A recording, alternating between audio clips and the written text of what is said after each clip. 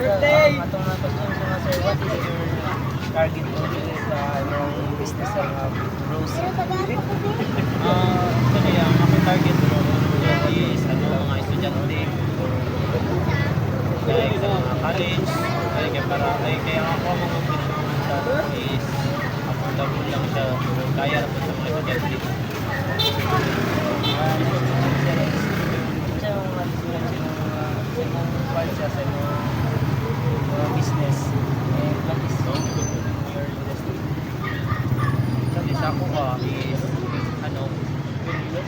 mga street food vendor lang siya, tapos ang naka-unique lang sa kuha is mga kuang kwan naagin siya mismo sa sa akong sarili na motor.